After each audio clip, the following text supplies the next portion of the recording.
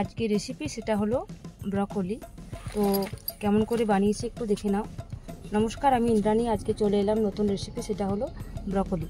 তো প্রথমে আমি ব্রকলিটাকে নিয়েছি, আর এখন তো ব্রকলির দাম এমনিতেই খুব বেশি, তা সত্ত্বেও একটু ছোট্টখাটো ব্রকলি নিয়ে চলে এলাম। তো এখানে আমি আলু দিয়ে নর্মালি বানাবো, আপনারা চাইলে এটা কিন্তু নিরামিষও বানাতে পারেন। তো প্রথমে আমি এখানে ব্রকলিগুলোকে ছোটো ছোটো পিস করে কেটে নিয়েছি। আর আজকের একটা বিশেষ অংশ দেখাবো, সেটা হলো ব্রকলির যে ডান্ডিটা, ওটা কিন্তু আমি এখানে ইউজ করেছি। তো এটা আমার আজকের এক্সপিরিয়েন্স, আমি কিন্তু আগে কোনো দিন ইউজ করিনি। তো আপনারা দেখতেই পাচ্ছেন এখানে আমি আলুর সাথে ডান্ডিটাও কেটে নিয়েছি, আর ছোটো ছোটো পিস করে ব্রকলি কেটে নিয়েছি। আর নর্মাল যে ফুলকপি থাকে তার থেকে কিন্তু ব্রকলি হতে বেশি টাইম লাগে না। তো মশলার মধ্যে আমি এখানে নিয়ে নিচ্ছি সামান্য একটু জিরে, অল্প আদা আর কাঁচা লঙ্কা, আর সামান্য একটু রসুন, বেশি রসুন ইউজ করছি না। আর পেঁয়াজটা কিন্তু আমি কোচানো ইউজ করব, কোচানো পেঁয়াজ আর একটা বড় টমেটো। তো রসুন এখানে 3 থেকে 4 কোয়ার মতো নিয়েছিলাম। এরপর পুরো মশলাটাকে কিন্তু আমি শিলে বেটে নেব। তো টমেটোটা পুরোটাই কিন্তু লাগবে। এদিকে আমার যে ব্রকলি আছে সেটা সিদ্ধ করতে দিয়েছিলাম, পুরোটাই হয়ে গেছে। জাস্ট জলটা ফুটে যাবে, সেই অবস্থায় কিন্তু গ্যাসটা বন্ধ করে দিতে হবে, নাহলে কিন্তু ব্রকলি যখন রান্নার সময় পুরো গলে যাওয়ার চান্স থাকে। তো আমার এদিকে মশলা পুরো রেডি, আমি কিন্তু শিলে বেটে নিয়েছি। কড়াই গরম করে অল্প তেল দেবো, অল্প তেল দিয়ে আমি কিন্তু ব্রকলি আলু একসাথে সব কিছু ভেজে নেব। তো প্রথমে আমি আলুগুলো দিলাম, আলু দেওয়ার পর যে ডান্ডিগুলো ছিল সেইগুলো দিলাম, কারণ ওটা ব্রকলির থেকে ফুলের থেকে শক্ত। তো এইগুলো দেওয়ার পর আমি লাস্টে ব্রকলিগুলো একটু দিয়ে দেবো। প্রথমে এটা একটু নুন হলুদ দিয়ে ফ্রাই করে নিয়েছি। নুন হলুদ দিয়ে ফ্রাই করে নেওয়ার পর আমি কিন্তু ব্রকলিগুলো দিয়ে দেবো।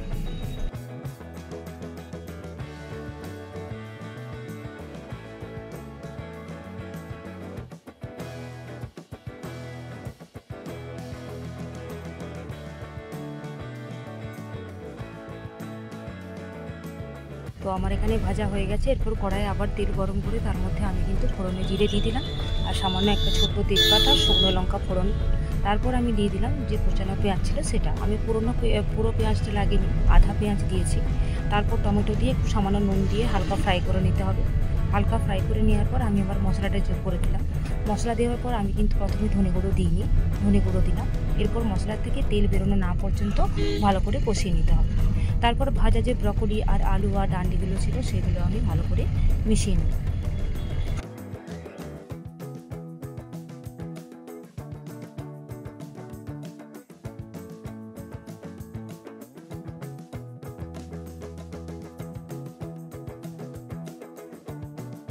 আমার এখানে সবজিটা দিয়ে কষানো হয়ে গেছে। এরপর আমি সামান্য একটু গরম জল যোগ করলাম ঢেকে সিদ্ধ করার জন্য। তো আমি কড়াইটাকে এখন একটু ঢেকে দিলাম। এরপর ঢেকে মাঝে মধ্যে চেক করে নিতে হবে যে সেদ্ধ হয়ে গেছে কিনা। তো আমার এখানে প্রায় সেদ্ধ হয়েই এসছে। তো আমি এখানে জলটাকে সামান্য একটু কমিয়ে নেব, একটু সামান্য গ্রেভি টাইপের রাখতে চাই। এরপর আমি এখানে লাস্টে একটা জিনিস যোগ করছি, সেটা হলো আমুলের একটা ক্রিম, ফ্রেশ ক্রিম। আপনারা চাইলে এখানে দুধের সর ইউজ করতে পারেন, আবার চাইলে এই জিনিসটাকে পুরোটাই কিন্তু স্কিপ করতে পারেন। তো এখানে কিন্তু আমি এটা ইউজ করেছি। ইউজ করার পর এখানে রান্নার টেস্টটা কিন্তু আরও দ্বিগুণ বেড়ে যায়। তো দেখতেই পাচ্ছেন এখানে সবজিটা এখন পুরো রেডি, শুকিয়েও এসছে। ওপর থেকে সামান্য একটু ধনেপাতা গার্নিশ করে দিলাম। সবজি কিন্তু আমার রেডি। তো দেখে কেমন লাগলো অবশ্যই কমেন্ট করে জানাবেন। আমার চ্যানেলটিকে সাবস্ক্রাইব করে দেবেন, আর অবশ্যই ভালো লাগলে কমেন্ট করবেন। আর চ্যানেলটিকে সাবস্ক্রাইব করে নতুন নতুন ভিডিও আপলোড পাওয়ার জন্য।